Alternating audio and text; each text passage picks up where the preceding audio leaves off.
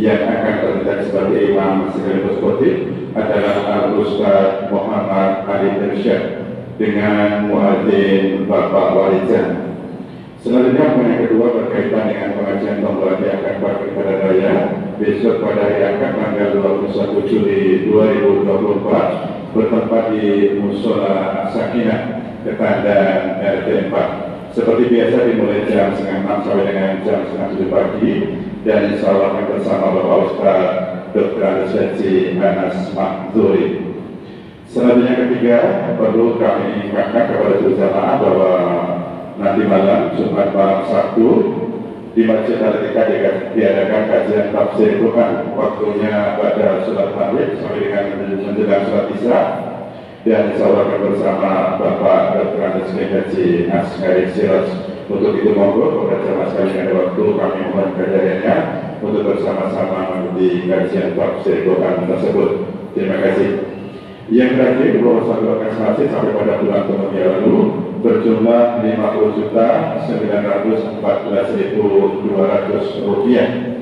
Kemudian di faktura Jumat pekan kemarin mendapat Rp2.785.000. Infak lain-lain Rp2.239.000. Adapun pengeluaran sejumlah Rp4.372.000. Sehingga saldo akhir wakas masjid sampai pada hari ini berjumlah Rp51.566.200. Demikian keadaan wakas masjid dari Kementerian Raya sampai pada saat laporan ini kami sampaikan.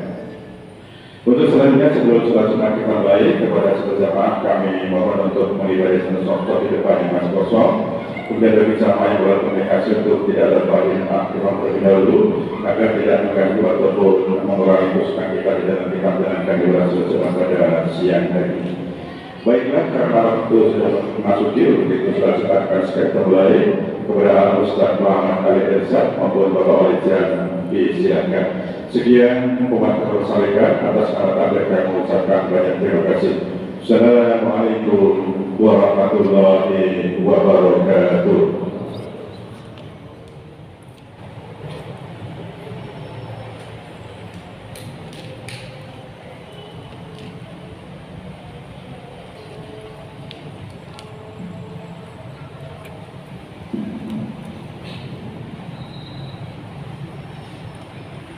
Bismillahirrahmanirrahim. Assalamualaikum warahmatullahi wabarakatuh.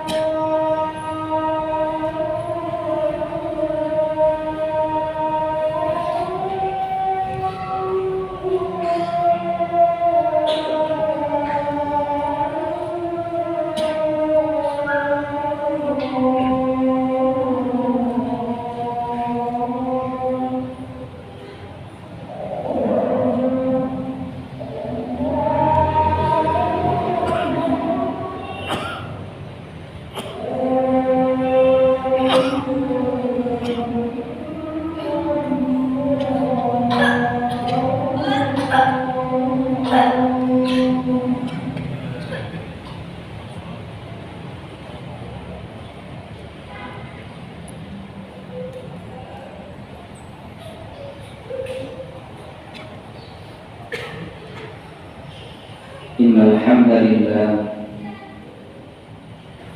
نحمده ونستعينه ونستغفره ونعوذ بالله من شرور أنفسنا ومن سيئات أعمالنا من يهده الله فلا مضل له ومن يضلل فلا هادي له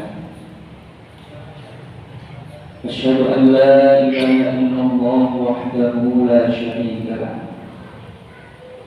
وأشهد أن محمدا عبده ورسوله لا نبي ولا رسول بعده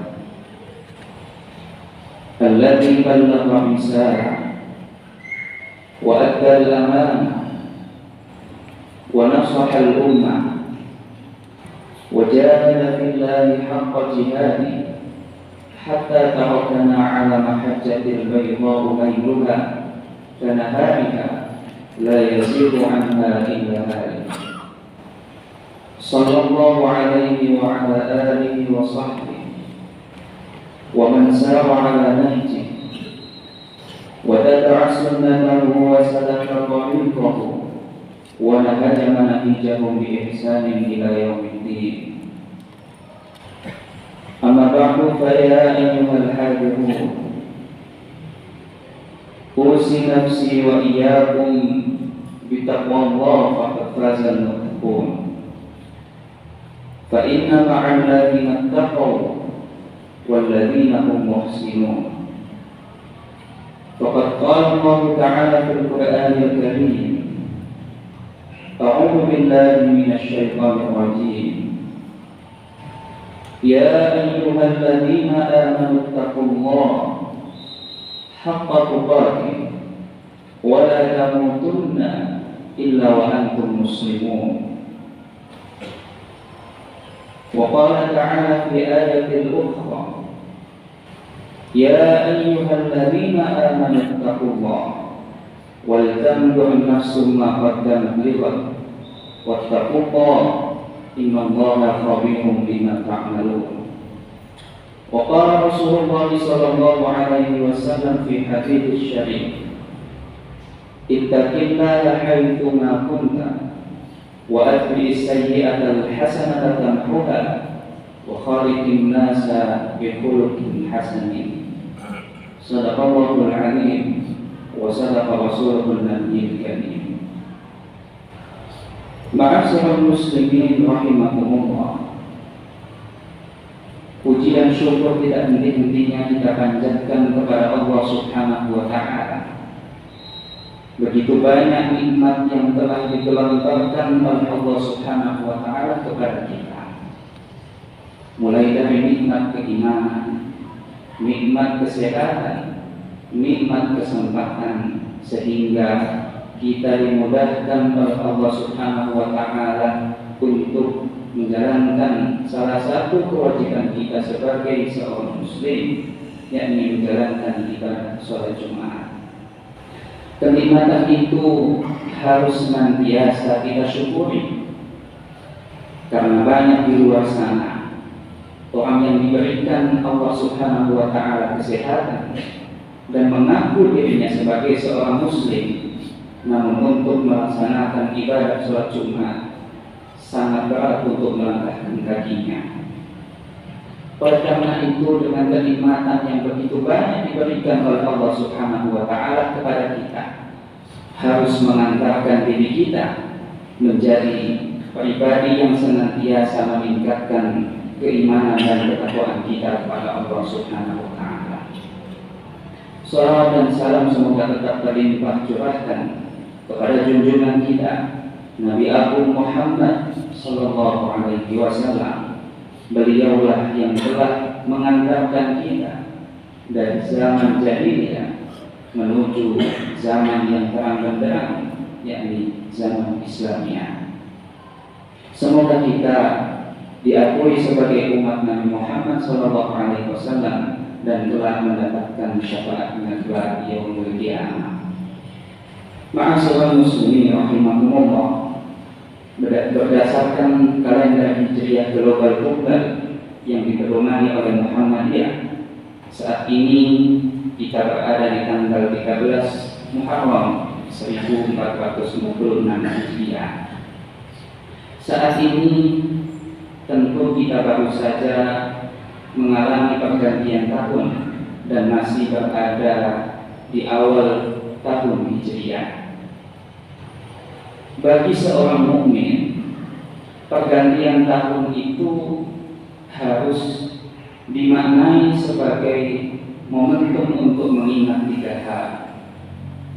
Yang pertama, semakin bergantinya hari, semakin bergantinya bulan, semakin bergantinya tahun, tentu usia kita bertambah. Tetapi pada hakikatnya jatah hidup kita di dunia ini semakin berkurang. Ini adalah makna dari pergantian tahun bagi seorang mukmin. Oleh karena itu, bagi orang-orang yang memahami sisi ini, tentu ia tidak akan terjebak di dalam situasi yang dapat melalaikan dirinya dari mengingat Allah Subhanahu wa Ta'ala. Mengapa? Karena ia memahami bahwa jatah umurnya itu semakin berkurang dan akan berujung pada satu kondisi yang pasti, yaitu datangnya sebuah kematian. Kemudian yang kedua, pergantian tahun bagi seorang mukmin itu harus dimaknai sebagai momentum untuk melakukan evaluasi dan introspeksi terhadap dirinya. Jika di antara kita ada seorang pebisnis ataupun seorang pedagang, maka tentu kita juga pasti melakukan evaluasi terhadap bisnis dan juga dagangan kita. Maka ada yang lebih penting daripada itu, yaitu mengevaluasi terhadap diri kita. Kita perlu bertanya pada diri kita, apakah hari-hari yang telah kita lalui kemarin telah membawa perubahan yang baik pada diri kita, atau justru sebaliknya, semakin hari malah semakin buruk, terutama di dalam amal ibadah. Sementara umur itu terus bertambah, batas jatah usia itu justru semakin berkurang. Kemudian yang ketiga, pergantian tahun itu adalah momentum bagi seorang mukmin untuk merencanakan apa yang akan dia lakukan ke depan. Jadi orang yang cerdas itu adalah orang yang memiliki roadmap di dalam kehidupannya. Hal ini penting. Mengapa? Agar waktu yang kita miliki itu tidak terbuang sia-sia, maka kita perlu untuk menata, memanajemen waktu dan hidup kita. Ma'asyiral muslimin rahimakumullah. Di dalam ayat Al-Quran terdapat ayat yang mungkin sering sekali kita dengar, yang berkaitan dengan evaluasi terhadap diri. Allah Subhanahu wa Ta'ala berfirman di dalam Quran surat Al-Hasr ayat 18. A'udzu billahi minasyaitonir rajim. Ya ayyuhalladzina amanu ittaqullaha wal tanzur nafsum ma qaddamat lighad wattaqullaha innallaha khabirum bima ta'malun. Ya ayyuhalladzina amanu, wahai orang-orang yang beriman, ittaqullah, bertakwalah engkau kepada Allah, wal tanzur nafsum ma qaddamat lighad, dan hendaklah setiap diri memperhatikan apa yang telah ia perbuat untuk hari kedepannya. Ittaqullah, wattaqullah, dan bertakwalah kepada Allah, innallaha khabirum bima ta'malun. Sesungguhnya Allah mengetahui apa yang kamu kerjakan. Ma'asyiral muslimin rahimakumullah. Dari sekian banyak ayat Al-Quran, hanya ayat ini di mana ada perintah yang diapit dua perintah takwa yang merupakan mengingatkan, menekankan betapa pentingnya sebuah ketaatan di dalam diri kita. Di dalam tafsir Ibnu Katsir, Ibnu Mas'ud radhiyallahu anhu pernah mengatakan, apabila kalian mendengar firman Allah yang diawali dengan ya ayyuhalladzina amanu, isma'u, dengarkanlah, wa'u, dan perhatikan. Mengapa? Karena setelah Allah Subhanahu wa Ta'ala mengawali ayatnya dengan ya ayyuhalladzina amanu, maka setelah itu akan ada sebuah perintah, di mana perintah itu harus segera kita kerjakan, harus segera kita tunaikan, atau setelah Allah mengawali dengan ya ayyuhalladzina amanu, maka di situ akan ada sebuah perintah, sebuah larangan yang harus segera kita jauhi dan kita tinggalkan. Ma'asyiral muslimin rahimahumullah, di dalam ayat tersebut setelah Allah Subhanahu wa taala mengawali dengan ya ayyuhalladzina amanu, panggilan bagi orang-orang yang beriman, maka setelah itu Allah memerintahkan ittaqullah, memerintahkan untuk bertakwa kepada Allah. Ma'asyiral muslimin rahimahumullah, sering sekali kita mendengar apa itu tentang takwa, dan banyak definisi takwa di kalangan para ulama. Dan yang paling sering kita dengar adalah takwa itu adalah menjalankan segala perintah yang datang dari Allah Subhanahu wa taala dan juga Rasul-Nya, dan meninggalkan segala yang telah dilarang oleh Allah Subhanahu wa taala dan Rasul-Nya. Kemudian di sisi lain, pengertian takwa, suatu ketika ada seorang sahabat yang bernama Ubay bin Ka'ab radhiyallahu anhu dan Umar bin Khattab. Ketika itu Ubay bin Ka'ab bertanya kepada Umar, "Ya Umar, ma taqwa?" Umar, apa itu takwa? Ketika Umar bin Khattab ditanya oleh Ubay tentang apa itu takwa, justru Umar bertanya balik kepada Ubay, "Ya Ubay, amma salakta tariqan la syukin?" Wahai Ubay, pernah enggak kamu melewati jalan yang di situ banyak akan durinya? Ubay menjawab, "Bala, tentu pernah." "Fama sama'ta?" Terus apa yang kamu lakukan? "Qala syumirtu wa tabitu." Oh, tentu ketika saya melewati jalan yang banyak durinya itu, saya akan bersungguh-sungguh dan tentu saya akan berhati-hati. Kemudian lantas Umar mengatakan, "Fadzalika taqwa." Maka itu yang disebut dengan takwa. Ma'asyiral muslimin rahimahumullah, itulah pengertian takwa dari dialog sahabat Rasulullah. Kita sebagai seorang yang beriman harus senantiasa berhati-hati di dalam bertindak dan berperilaku. Kemudian yang kedua adalah perintah wal tanzur nafsun ma qaddamat. Perintah bagi diri kita untuk mengevaluasi diri kita.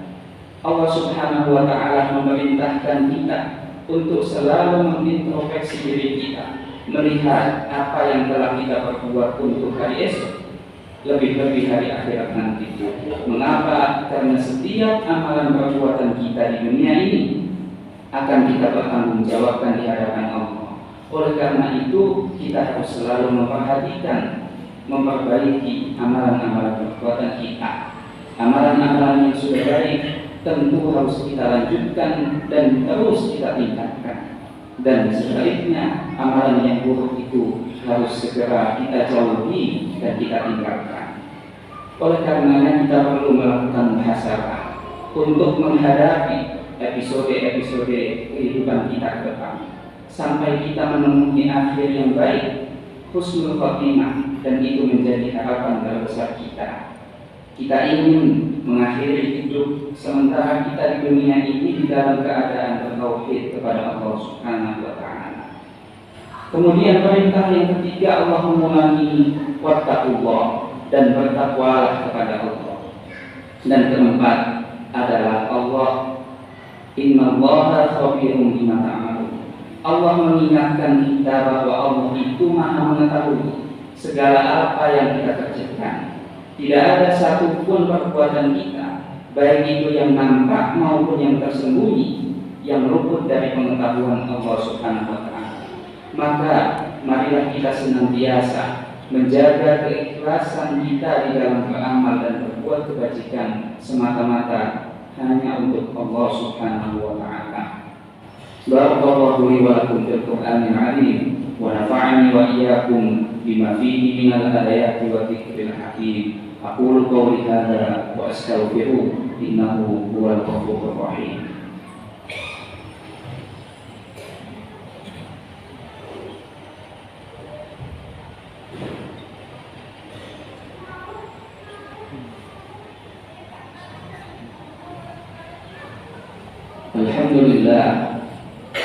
Alhamdulillahilladzi bini'matihi tatimmus shalihat wa bifadlihi tatanazalul khairat wal barakat wa bitaufiqihi tatahaqqaqul maqasid wal ghayat. Asyhadu an la ilaha illallah wahdahu la syarika lah wa asyhadu anna Muhammadan abduhu wa rasuluh. Allahumma salli wa sallim wa barik ala hadzal nabiyyil karim nabiyyina wa habibina wa syafi'ina Muhammadin wa ala alihi wa ashabihi ajma'in. Qala Allah ta'ala fil Qur'anil 'azim, a'udzu billahi minasy syaithanir rajim. Ya ayyuhalladzina amanu taqullaha wa qulu qawlan sadida yuslih lakum a'malakum wa yaghfir lakum dhunubakum wa man yuti'illaha wa rasulahu faqad faza fawzan 'azima. Shadaqallahul 'azim. Ma'asyiral muslimin rahimakumullah. Di dalam sebuah hadis yang diriwayatkan oleh Imam Al-Hakim, di situ Rasulullah sallallahu alaihi wasallam bersabda, "Man kana yawmuhu khairun min amsihi fa huwa rabihun." Barang siapa yang hari ini, hari sekarang itu lebih baik dari hari kemarin, maka dia termasuk orang yang beruntung. Wa man kana yawmuhu mithla amsihi fa huwa maghbun. Barang siapa yang hari ini sama dengan hari kemarin, maka dia adalah orang yang merugi. Wa man kana yawmuhu syarran min amsihi fa huwa mal'un. Barang siapa yang hari sekarang itu lebih buruk dari hari kemarin, maka ia adalah orang yang terlaknat. Ma'asyiral muslimin rahimakumullah. Marilah kita senantiasa berdoa kepada Allah Subhanahu wa taala. Semoga kita senantiasa diberikan keistiqomahan, kita diberikan kesabaran, kita diberikan hidayah oleh Allah Subhanahu wa taala untuk menjalani episode kehidupan kita ke depan. Di khutbah yang kedua ini marilah kita tutup dengan doa. Alhamdulillahirabbil alamin. Hamdan syakirin, hamdan na'imin, hamdan yuwafi ni'amahu wa yukafi mazidah. Ya Rabbana lakal hamdu kama yanbaghi li jalali wajhikal karim wa 'azimi sultanik. Allahumma shalli 'ala Muhammad wa 'ala ali Muhammad kama shallaita 'ala Ibrahim wa ali Ibrahim wa barik 'ala Muhammad wa ali Muhammad kama barakta 'ala Ibrahim wa ali Ibrahim innaka Hamidum Majid. Allahumma ighfir lil muslimin wal muslimat wal mu'minin wal mu'minat al ahya'i minhum wal amwat. Innaka antas sami'un qaribun mujibud da'wat wa ya qadiyal hajat. Allahumma inna nas'aluka salamatan fid din wa 'afiyatan fil jasad wa ziyadatan fil 'ilmi wa barakatan fil rizqi wa tawbatan qabla al-maut wa rahmatan 'inda al-maut wa maghfiratan ba'da al-maut. Allahumma hawwin 'alaina fi syakaratil maut wan najata minan nar wal 'afwa 'inda al-hisab. Allahumma ansur ikhwanana al-muslimin. Allahumma ansur ikhwanana al-muslimin fi Filistin wa fi kulli makanin ya rabbal alamin. Rabbana la tuzigh qulubana ba'da idh hadaitana wa hab lana min ladunka rahmah innaka antal wahhab. Rabbana zalamna anfusana wa in lam taghfir lana wa tarhamna lanakunanna minal khasirin. Rabbana taqabbal minna innaka antas sami'ul 'alim wa tub 'alaina innaka antat tawwabur rahim. Rabbana atina fid dunya hasanah wa fil akhirati hasanah wa qina 'adzaban nar. Subhana rabbika rabbil 'izzati 'amma yasifun wa salamun 'alal mursalin walhamdulillahi rabbil alamin. Aqimish shalah.